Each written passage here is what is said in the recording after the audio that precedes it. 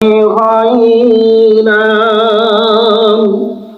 হোক না সে ফিরাউন কিবা নমরুদ, হোক না সে ফিরাউন কিবা হাসিনা। কথা বলেন ঠিক না বেঠি?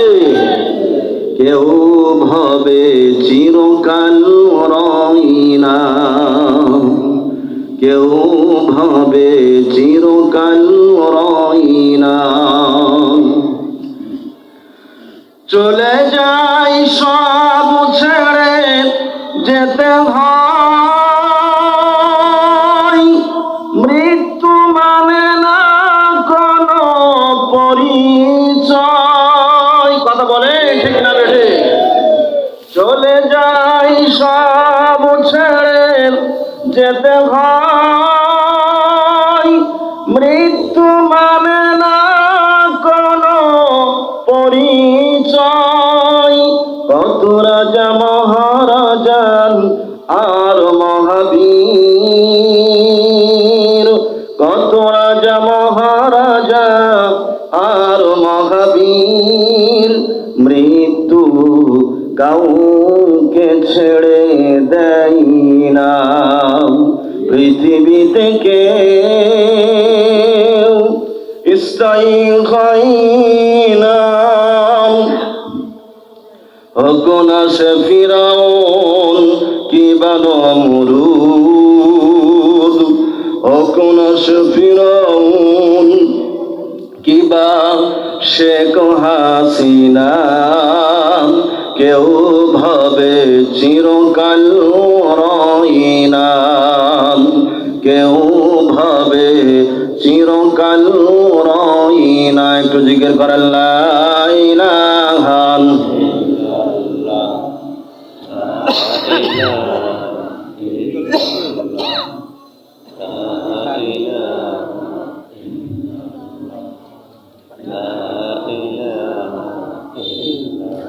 আল্লাহ আল্লাহ আল্লাহু লা ইলাহা ইল্লাহু।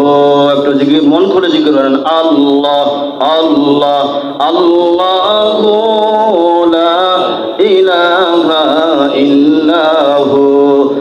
আল্লাহ আল্লাহ আল্লাহু লা ইলাহা ইল্লাহু। গুনাহগারের গুনাহ ঝরেন, গুনাহগারের গুনাহ ঝরে দুরূদে আপনার। দয়া করে দিবেন শাফাআত উম্মত গুনাহগার নবীজি, দয়া করে দিবেন শাফাআত উম্মত গুনাহগার। আল্লাহ আল্লাহ লা ইলাহা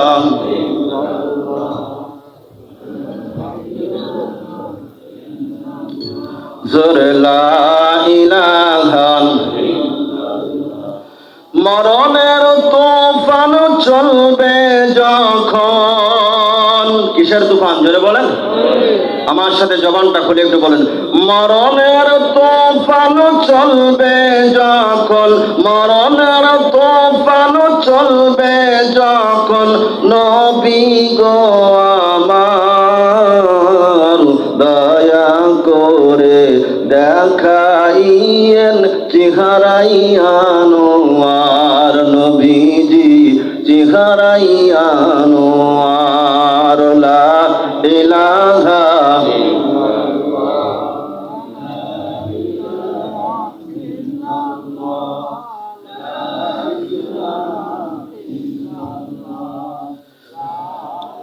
লা ইলাহা ইল্লাল্লাহু মুহাম্মাদুর রাসূলুল্লাহ। সকলে মহাব্বতে বলি সাল্লাল্লাহু আলাইহি ওয়াসাল্লাম। পারকুড়া মারা দাখিল মাদ্রাসা অনুরণী শাখার উদ্যোগে আয়োজিত অধ্যকার আজকের তাফসিরুল কোরআন মাহফিল 2025 ফেব্রুয়ারির 27 তারিখ উক্ত মাহফিলের সুযোগ্য সম্মানিত মুরব্বী গ্রাম, উক্ত মাহফিলের সম্মানিত সভাপতি, হুজ্জাতুল হারামাইন কাবার মেহমান, হাফেজে কোরআন হাফেজ আব্দুর রাজ্জাক সাহেব, ইমাম ও খতিব হদেরহাট বাজার জামে মসজিদ, সম্মানিত সভাপতি সাহেবকে কোরআন আল কারীমের মাহফিলের বরকতে আল্লাহ পাক হায়াতে কুল্লিয়াত দান করুক। সকলেই বলুন আমিন। এখানে আসেন।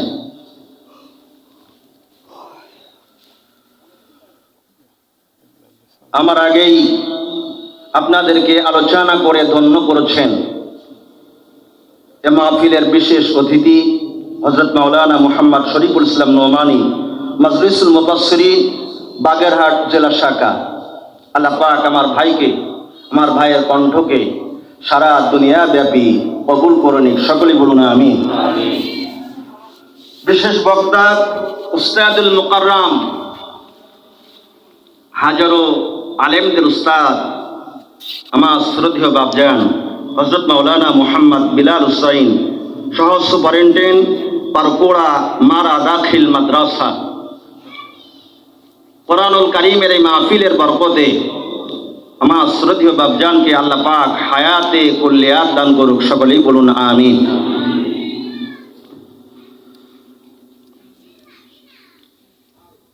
এই মাহফিলে যিনি আমাকে ইনভাইটেড করেছেন, আপনাদের এলাকার কৃতি সন্তান, এই সাউন্ড বন্ধ করতে হবে ভাই।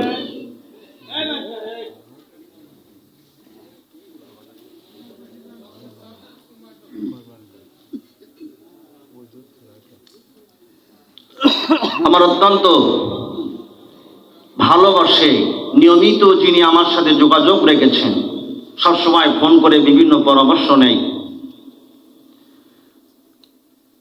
আমার শ্রদ্ধেয় ভাইজান, আমার ছোট ভাই মাওলানা মুহাম্মদ শফিউল্লাহ আজাদি। আপনাদের এলাকার কৃতি সন্তান তো ভাইরা, তাই না? আল্লাহ নবীজি বলেছেন, একটা মানুষের যদি ভালো মন্দের সার্টিফিকেট দাও, তিনটা উপায়। একটা হচ্ছে তার সাথে লেনদেন করো। তার সাথে কি করো? জোরে বলেন। লেনদেন করো। লেনদেন করার পরে বুঝবে যে ওই মানুষটা ভালো কি মন্দ। এক বিআই আর এক বিআইকে চিনতে পারে কিনা? জোরে বলেন। এক ভাইরা ভাই আর এক ভাইরা ভাইরাকে চিনতে পারে কিনা? জোরে বলেন। এইটা আত্মীয় করার পরে না, এর আগে বিআইকে চেনা যায়? এত ভালো মন্দ করে বলে বিআই, আমার মেয়ের মতো ভালো একটা মেয়েও নাই, আমার মেয়ের মুখে কোনো কথা নেই, মেয়ের মা ওরা বলে তাই। বাসর রাত্রি গিয়ে দেখে মেয়ে বুবা। মেয়ে কি ধরে বলেন? বুবা। বলে বিআই, আপনি যে বললেন আমার মেয়ের মুখে কোনো, আমার মেয়ে চাইতে ভালো মেয়ে আর দুনিয়ায় নেই, তা বলছে বিআই আমি তো মিথ্যি কথা বলিনি, আমি বলেছি আমার মেয়ের মুখে কোনো কথা নেই, মেয়ের মা আজা বলে তাই। মেয়ে তো কথা বলতে পারে না, আমি তো মিথ্যি কথা বলিনি। তাহলে আত্মীয় করার পর বিআই চেনা যায়। কথা বলেন ঠিক না বেটি? আল্লাহ নবীজি বলছেন তারপরে কি করো? তার বাড়ির পাশে সম্পর্ক করো, তার বাড়ির পাশে একটা বাড়ি করো, তার বাড়ির সাথে কি করো? জোরে বলেন।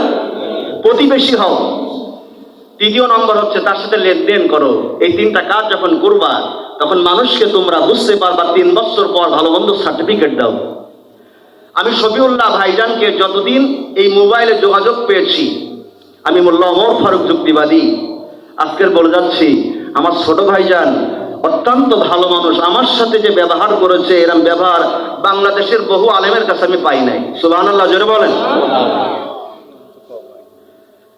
আমার ভাইজান আমি শুনেছি টুকটাক সুন্দর ভালো আলোচনাও করে থাকেন।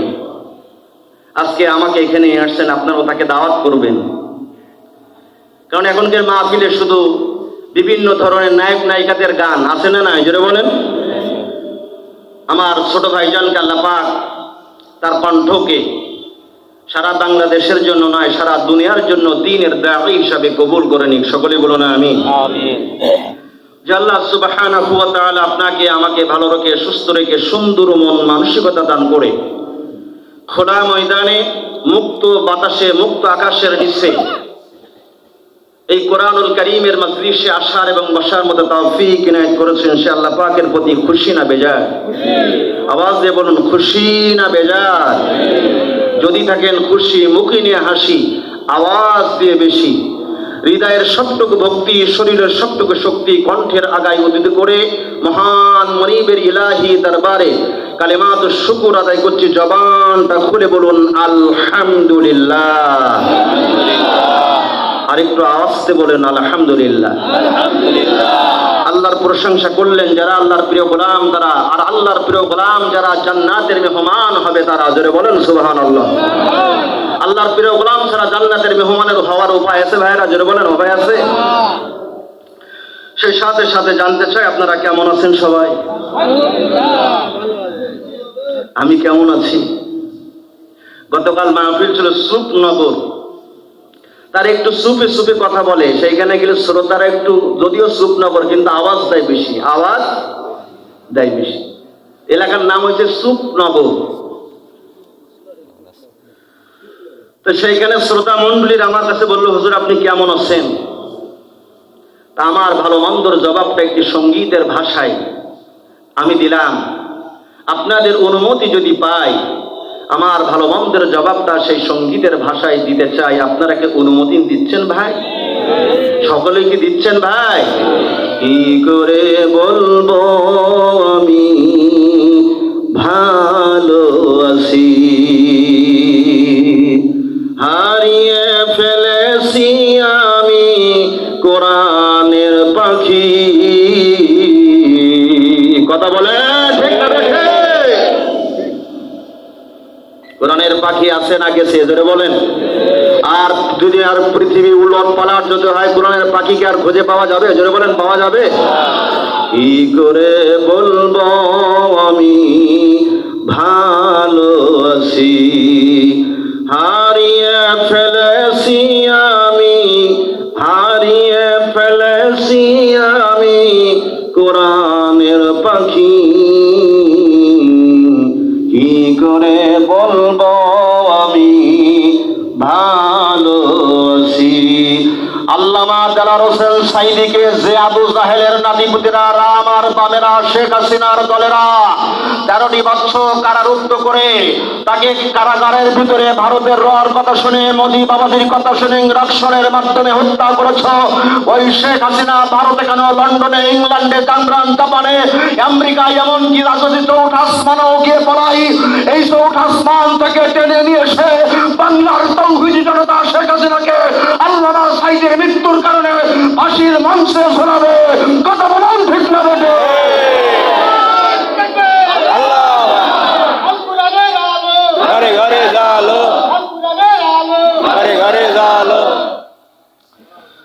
যারা সাঈদীর কথা বললে মাইক কাড়ি নিতে, আরে ওলামাদেরকে মঞ্চে থেকে গ্রেফতার করেছে, মাহফিলে 44 তারা গালি করেছে, পুতুল নাচ হতে দিয়েছ, যাত্রা হতে দিয়েছ। আজকে সেই আবু জাহেল, রাম আর বাম, সেই আবু জাহেলের নাতিপুতরা কোথায়?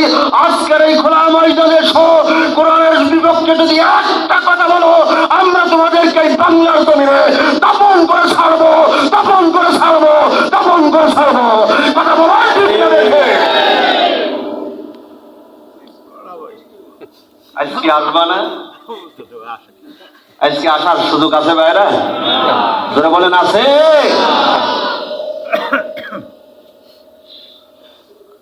আমার প্রিয় বন্ধুরা, এই কোরআনের পাখিকে আমরা আর কোনোদিন খুঁজে পাবো? ধরে বলেন পাবো? ওরা মনে করেছিল এক সাঈদীকে মেরে মনে হয় আমরা ইসলামকে বিদায় দিতে পারবো, নিভিয়ে দিতে পারবো। এরম হাজার সাঈদীও যদি মারা যায়, আমার আল্লাহ পাকের কাছে মুনিজান নূর সিরাজান মুনীরা, আমার আল্লাহ পাকের কাছে কোরআনের সুইচ, ইসলামের সুইচ, আমার মতো মূল্য আমার ঘরে যুক্তিবাদী ওকাদের শহীদ হয়ে যাবে, কিন্তু কোরআনের প্রদীপ কখনো নিভানো যাবে না। কথা বলুন ঠিক না ঠিক? আমার প্রিয় ভাইয়েরা, তারপরও আল্লাহ পাক যে অবস্থায় আমাদেরকে রেখেছেন, আল্লাহ পাকের শুকরিয়া আদায় করি। সকলেই বলুন আলহামদুলিল্লাহ। আমিও ভালো আছি আলহামদুলিল্লাহ আলা কুল্লি হাল। আমার প্রিয় ভাইরা, আপনাদের সামনে আমি সূরাতুল মাঈদার 65 নম্বর আয়াতুল কারিমা তেলাওয়াত করেছি। সংক্ষিপ্ত সময় আমার আলোচনাকে আলোকপাত করার জন্য চেষ্টা করবেন ইনশাআল্লাহ। আপনারা সকলে একটু মেহেরবানি করে আমার জন্য দোয়া করবেন। পদ্মার গহীন কন্দরে যে মা বোনেরা আছেন, মা বোনদের কাছে আমি দোয়া চাই। আমার মা বোনেরা, আয়েশার জাতিরা, খাদিজার জাতিরা, আসিয়ার জাতিরা, মায়ের হাত যদি একবার ওঠে সন্তানের জন্য কখনো মিস হবে। আমার মা বোনদের কাছেও আমি দোয়া চাই। দোয়া চেয়ে আমি মোল্লা ওমর ফারুক যুক্তিবাদী আরেকটি বার আপনাদেরকে আন্তরিক শুভেচ্ছা জানাতে চাই। আসসালামু আলাইকুম ওয়া রাহমাতুল্লাহি ওয়া বারাকাতুহু। আমার প্রিয় ভাইরা, আপনাদের সামনে সূরাতুল মাইদার তেলাওয়াত করেছে আয়াত। সেই আয়াতকে সামনে রেখে আলোচনা আলোকপাত করার জন্য চেষ্টা করবে ইনশাআল্লাহ। আল্লাহ রাব্বুল আলামিন বললেন, ইয়া আইয়ুহার রাসূল বাল্লিগ মা উনজিলা ইলাইকা মির রাব্বিক। জোরে বলুন আল্লাহু আকবার। কোরআনের আয়াত শোনার পর আল্লাহু আকবার বলে চিৎকার মেরে উঠেছে আল্লাহ রাব্বুল আলামিন তাদের দুইটা উপকার করবেন। আওয়াজ দিয়ে বলুন কয়টা? আরো আওয়াজ দিয়ে বলুন কয়টা? আল্লাহ রাব্বুল আলামিন বলেন, আমার কোরআন শোনার পর আমার সে গোলাম, আমার যে বান্দা আল্লাহু আকবার বলে আমি আল্লাহ আমার বড়ত্ব ঘোষণা করে, আমি আল্লাহ রাব্বুল আলামিন করছিন কালেও ওই বান্দার হাড়ের রোগ দেব না। জোরে বলেন সুবহানাল্লাহ। বর্তমান সমাজে, বর্তমান বাংলাদেশে হাড়ের রোগ আছে না নাই ভাইরা? সারা পৃথিবীর ভিতরে চিকিৎসা বিজ্ঞান গবেষণা করে অবজার্ভ করে দেখেছে বাংলাদেশের মানুষ পোল্ট্রি খায় বেশি, এরা পোল্ট্রির মতো মরেও বেশি। কথা বলুন ঠিক না বেঠিক? বাংলাদেশের যত মানুষ মারা যায় 100 মানুষের ভিতরে 50% মানুষ হঠাৎ হার্ট স্ট্রোক করে মারা যায়। আমার আল্লাহ রাব্বুল আলামিন বলেন, গোলাম রে, তুই যখন আল্লাহু আকবার বলে আমি আল্লাহ বড় ছাড়া পৃথিবীতে আর কেউ নাই এই ঘোষণা যখন করলি, আমি আল্লাহ তোর কলিজাটা এত প্রশস্ত করে দিব, পৃথিবীর কোন করোনা ভাইরাস, আইলা, সিডার, নার্গিস কোন স্ট্রোক রোগে তোকে আক্রমণ করবে না। জোরে বলেন সুবহানাল্লাহ। তাহলে আল্লাহু আকবার বললে প্রথম উপকার হচ্ছে বান্দার হার্ট স্ট্রোক করবে না। জোরে বলেন সুবহানাল্লাহ। বান্দার কি করবে না? জোরে বলেন হার্ট স্ট্রোক। দ্বিতীয় নম্বর উপকার হচ্ছে লিসানান জাকির। আল্লাহর নবীজি বলেন, যে জিহ্বা দিয়া বান্দা আল্লাহ রাব্বুল আলামিনের বড়ত্ব ঘোষণা করে, আল্লাহ রাব্বুল আলামিন ওই জিহ্বা কোনদিন জাহান্নামের আগুনের ভিতরে পোড়াবে না। জোরে বলেন সুবহানাল্লাহ। আমি কোরআনের আয়াত পড়ে ছেড়ে দিব যখন, হাতের ইশারা করব যখন, আপনারা আল্লাহু আকবার একটু চিল্লায় উঠবেন, তখন এই প্রস্তাবে রাজি আছেন যারা যারা দু হাত কানা তুলে একবার আল্লাহু আকবার বলেন তারা তারা। লিল্লাহি তাকবীর। আল কোরআনের আলো, আল হাদিসের আলো, নারায়ে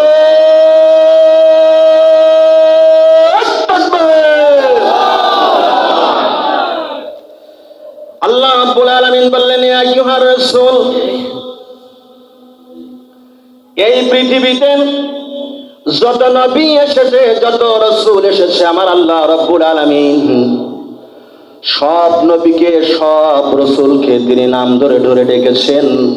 ইয়া ঈসা, ইয়া মূসা, ইয়া ইব্রাহিম, ইয়া ইসমাঈল। কিন্তু আল্লাহ রাব্বুল আলামিন তার প্রিয় হাবিব জনাবে মুহাম্মদুর রাসূলুল্লাহ সাল্লাল্লাহু আলাইহি ওয়াসাল্লামকে কোরআনুল কারীমের ভিতরে কোন জায়গায় নাম ধরে ডাকেন নাই, ইয়া মুহাম্মদ বলে ডাক দেন নাই। একবার জোরে বলা যাবে কি সুবহানাল্লাহ।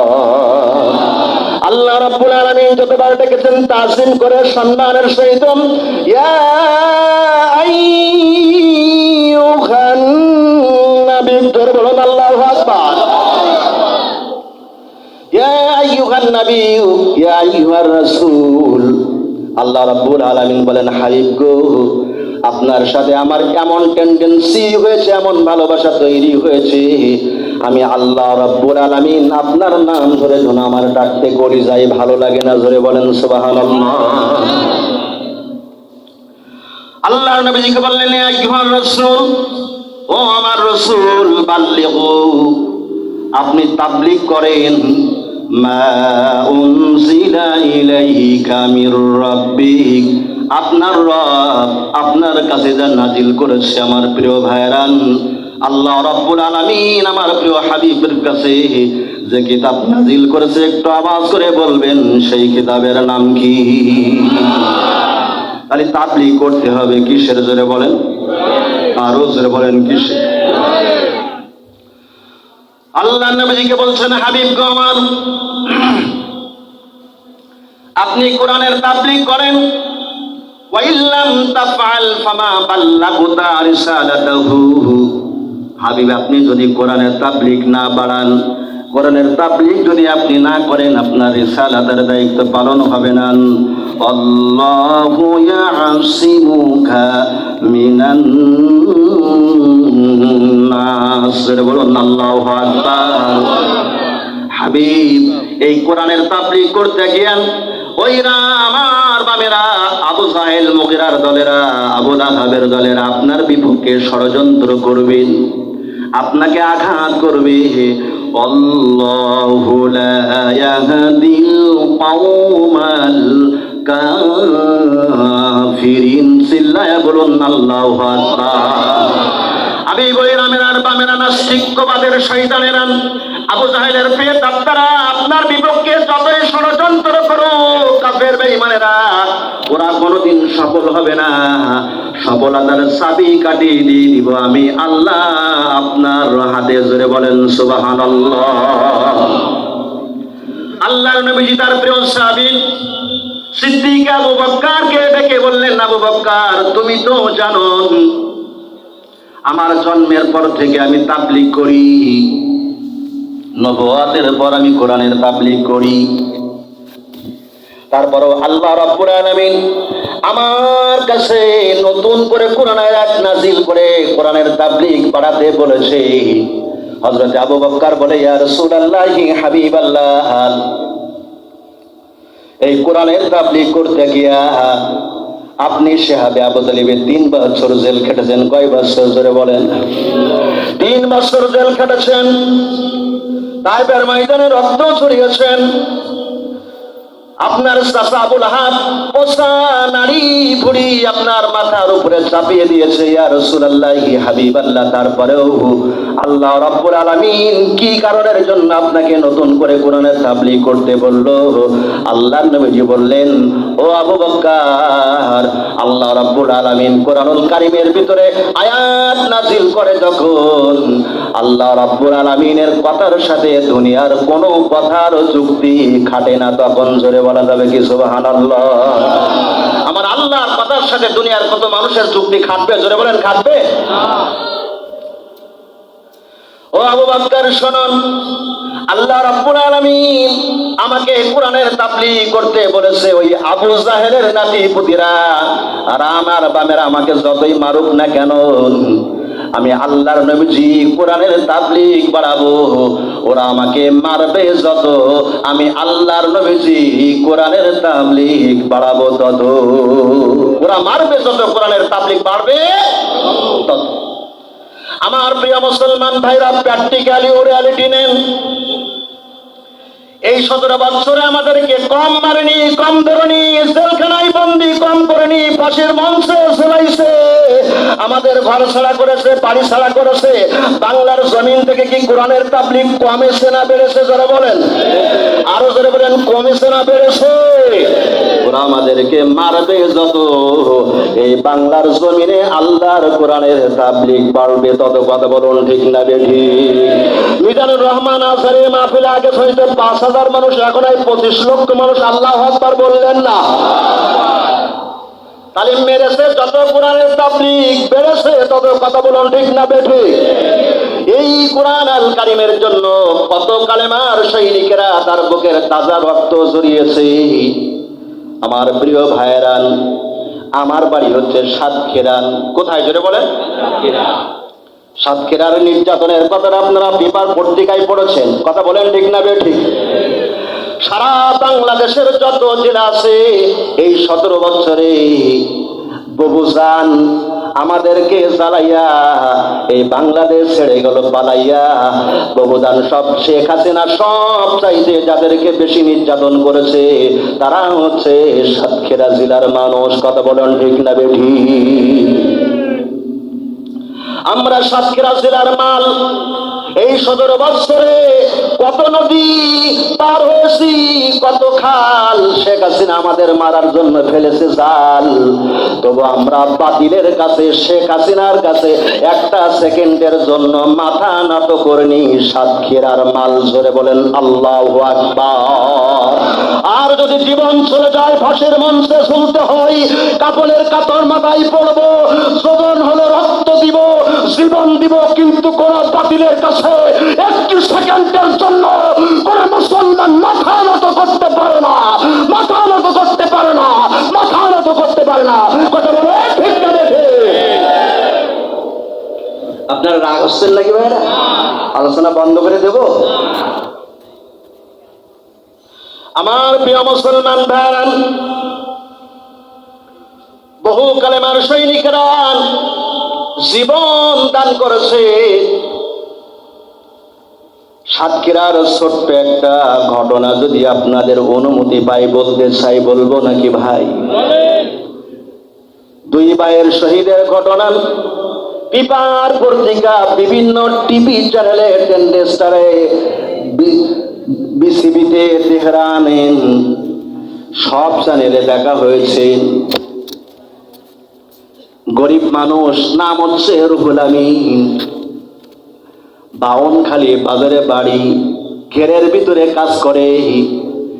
ঘেরে যেদিন চাকরি নিবে ঘেরের মালিককে বলতেছে, মালিক গো, আমি তোমার ঘেরে চাকরি করতে পারি, আমার একটা শর্ত আছে। মালিক বলল, রুহুল আমিন বলো কি শর্ত?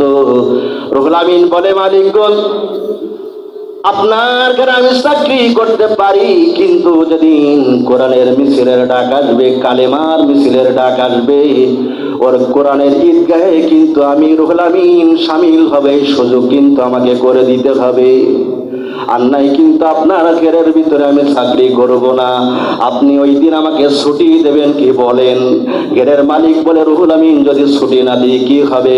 বলে, ও মালিক, যদি আপনি ছুটি না দেন আপনার ঘের ছেড়ে আমি কোরআনের ময়দানে, কোরআনের মিছিলে, কালেমার মিছিলে আমি অংশগ্রহণ করবো। জোরে বলেন আল্লাহু আকবার। রুহুল আমিন গরিব মানুষ, মাথায় সারের বস্তা নিয়ে ঘেরের ভিতরে যাচ্ছে। কে যেন বাউনখালীর বাজার থেকে বলে, ও রুহুল আমিন কোরআনের মিছিলে যাবে, কলেমার মিছিলে যাবেন। ও রুহুল আমিন, মিছিল শুরু হয়েছে, তুমি মিছিলে যাবে নাকি রুহুল আমিন? এই কর্ণকুহুরে যখন রুহুল আমিন কানের ভিতরে আওয়াজ ঢুকেছে, রুহুল আমিন মাজার থেকে সারের বস্তাটা রাস্তার এক সাইডে রেখে দৌড় দিয়ে বাড়ির ভিতরে গিয়েছে। বাড়ির ভিতরে গিয়ে গোসল করে রুহুল আমিন নতুন জামা কাপড় পরে, গরিব মানুষ ভাঙা একটা সাইকেল নিয়ে রুহুল আমিন কোরআনের ঈদগাহে অংশগ্রহণ করবে বলে রুহুল আমিন রওনা দিয়েছে। জোরে বলুন আল্লাহু আকবার। রুহুল আমিন পাশের এক দোকানদারের কাছ থেকে বাকি খাই, একটা পান নিয়েছে। রুহুল আমিন পান চাবাই, রুহুল আমিন ঠোঁটটা লাল হয়েছে। দোকানদার বলে, স্যার, দোকানদার রুহুল আমিন, আজকে তোমার গালটা বড় লাল হয়েছে। বলে, দোকানদার তুমি কি জানো আমি কোথায় যাচ্ছি? আমি কালেমার মিছিলে যাচ্ছি, কোরআনের মিছিলে যাচ্ছি। জানি না একটু পরে রুহুল আমিনের কলিজা রক্তে লাল হবে কিনা। জোরে বলুন আল্লাহু আকবার। ও দোকানদার, আমি তোমার কাছ থেকে বাকি খাই, ঘেরের মাইনি পেয়ে তোমার টাকা আমি পরিশোধ করে দিই। আমি কালেমার ঈদগাহে যাচ্ছি, কালেমার মিছিলে যাচ্ছি, যদি ফিরে আসি তোমার টাকা দিয়ে দিব, আর যদি ফিরে না আসি তুমি আমার টাকার দাবি ছেড়ে দিবা। চায়ের দোকানদার একবার রুহুল আমিনের পায়ের দিকে তাকায়, একবার মুখের দিকে তাকায়, আর মনে মনে চিন্তা করে রুহুল আমিন তো কোনোদিন এমন কথা বলে না, তাহলে কি রুহুল আমিন আজকের কালেমার মিছিলে গিয়ে শহীদ হয়ে যাবে? দোকানদার বলে, ও রুহুল আমিন, যাও যাও যাও, আমি এই মুহূর্তের জন্য তোমার বাকি টাকার দাবি ছেড়ে দিলেন। জোরে বলেন মারহাবা। রুহুল আমিন কালেমার মিছিলে অংশগ্রহণ করেছে। মিছিলের প্রথম কাতারে লিল্লাহি তাকবীর, আল্লাহু আকবার। রুহুল আমিন স্লোগান দেয় লিল্লাহি তাকবীর, আল্লাহু আকবার। ওই আবু জাহেলের বেদাত্তারা, ওই নমরুদের বংশধরেরা, ফিরআউনের বংশধরেরা রুহুল আমিনকে তাক করে বন্দুক দিয়ে গুলি করেছে। গুলিটা ঠাস করে এসে রুহুল আমিনের কলিজার ভিতরে ঢুকে গেছে। রুহুল আমিন একবার শেষ বাক্য আল্লাহু আকবার বলে জমিনের ভিতরে পড়ে গেছে। পাশেই ছিল ছোট ভাই আরিফ বিল্লাহ। আমার প্রিয় ভাইরা, বড় ভাই যদি বুলেট খেয়ে দুনিয়ার জমিনে পড়ে যায়, বলেন তো ছোট ভাই কি দাঁড়িয়ে থাকতে পারে? জোরে বলেন পারে। জবাই করা কবুতরের মতো, জবাই করা কবুতরের মতো আরিফ বিল্লাহ রুহুল আমিনের বুকের পরে ছটফট করে আর বলে, বড় ভাই তুমি সব সময় বলতে আমি কালেমার মিছিলে যাব, আল্লামা দেলাওয়ার হোসেন সাইদির মতো শহীদ হব। জোরে বলুন আল্লাহু আকবার। ও বড় ভাই,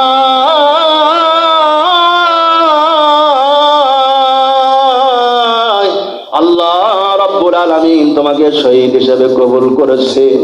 আমি তোমার ছোট ভাই, আমাকে তো একটু আল্লাহ রাব্বুল আলামিন শহীদ হিসেবে কবুল করেনি। আরে বিল্লাহ যখন এই কথা বলেছে, ওই হাইনার দলের আবার গুলি করেছে। দ্বিতীয় বুলেটটা এসে আরে বিল্লাহর কলিজার ভিতরে ঢুকে গেছে। আরে বিল্লাহ বড় ভাইয়ের বুকের পরে পড়ে গেছে। রুহুল আমিনের মা চাচিরা রুহুল আমিনের লাশ কলারোয়া বাউন খালি বাজারে দেখতে এসেছে। আমার বাড়ির পাশে বাড়ি, হাজার হাজার মানুষ সেই শহীদের রক্ত আজকের দেখতে এসেছে। মা চাচিরা শুধু কান্দে আর ছটফট করে। আর রুহুল আমিন কল্পনার ভিতরে বলে, তুমি তোমার শিখিয়েছিলে শহীদরা মরে না, তাই তো শহীদ হয়েছি মাগো, অভিমান করো না। তোমার আমার দেখা হবে মাগো,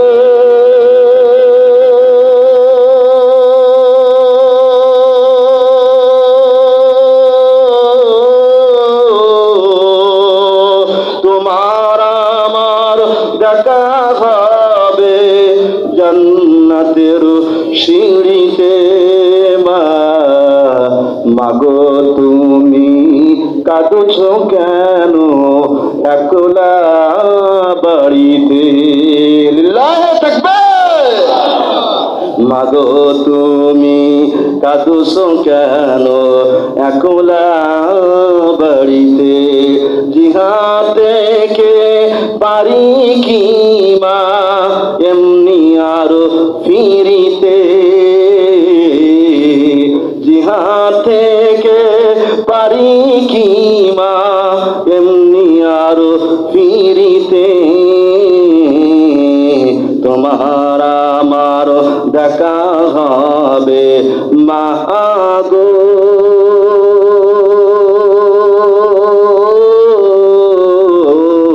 তোমার আমার দেখা হবে জান্নাতের সিঁড়িতে।